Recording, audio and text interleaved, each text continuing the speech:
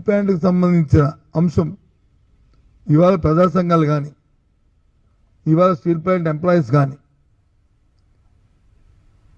యామాత్ర మేధావులు కానీ, ఇంక్లూడింగ్ మా పార్టీ కానీ, నిన్న ఇచ్చిన ప్యాకేజ్ అది స్టీల్ ప్లాంట్ తాలూకు రివైవల్ కోసం, స్టీల్ ప్లాంట్ని ప్రైవేటీకరణ ఆపడానికి కాదు.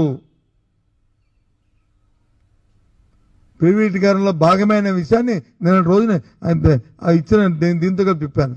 పక్కనున్న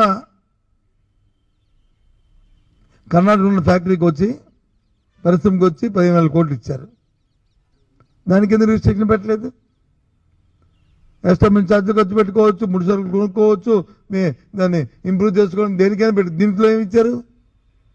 ఓన్లీ లయబిలిటీస్ మాత్రమే మీరు మీట్ అవ్వడానికి ఇచ్చారు. ఎందుకు ఇచ్చారు?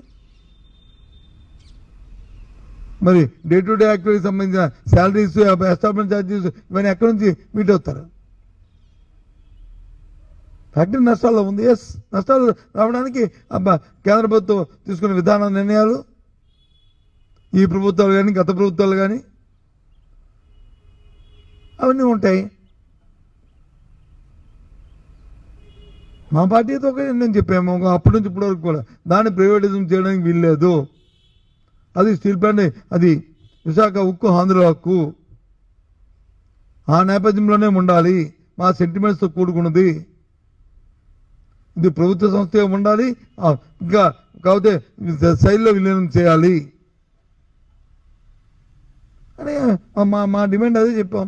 సాక్షాత్తు నిన్న ముఖ్యమంత్రి తన ప్రెస్ మీట్లో కూడా చెప్పాడు, 20 దీపం పథకం కింద 21లోనే దీన్ని ప్రైవేటైజేషన్ చేద్దామని పెట్టుకున్నాం. ఆ రోజు చేయడానికి ప్రయత్నం చేశాం. కానీ ఆ రోజున ప్రభుత్వం దీన్ని కాదని అడ్డుపెట్టింది, అసెంబ్లీలో తీర్మానం చేసింది. అందుకని సాహసించలేపాం, అందుకే ఆ రోజు ఆగాం అని నిన్న చెప్పారు. సాక్షాత్ ముఖ్యమంత్రి చెప్పాడు. ఇది నా మాటలు కాదు, ఆయన చెప్పిన మాటలు, ఆయన వాయిస్లో చెప్పిన మాటలు, రికార్డు ఉన్న మాటలు. అసెంబ్లీలో తీర్మానం చేసినప్పుడు నేను కూడా ఉన్నాను. అని ఇది వాస్తవం. ఇది ఇంతెందుకు మన ప్రధానమంత్రి వచ్చారు, ఆయన నోడితే ఎందుకు చెప్పించలేపారు? ప్రభుత్వం వాళ్ళదే కదా, కుటుంబ ప్రభుత్వం వాళ్ళదే కదా, కేంద్రం వాళ్ళదే, రాష్ట్రం వాళ్ళదే. పోనప్పుడంటే కేంద్రం వచ్చి భారతీయ జనతా పార్టీది, రాష్ట్రం వచ్చి వైసీపీ పార్టీ. మేము రిక్వెస్ట్ చేసుకోవడం తప్ప అమలు జరపాలా లేదనేది వాళ్ళది మా మీద ఆధారపడి లేరు వాళ్ళు. ఇప్పుడు అలా కాదు కదా. ఇప్పుడు ప్రభుత్వం మీద ప్రభుత్వం ఇప్పుడు ఆధారపడి ఉంది కదా. ఎందుకు చూసుకోలేపారు? ఎవరు తప్పుది? మేము క్లారిటీగా ఉంది మా తాలూకు ఆలోచన, మా తాలూకు విధానం, మా ఆలోచన.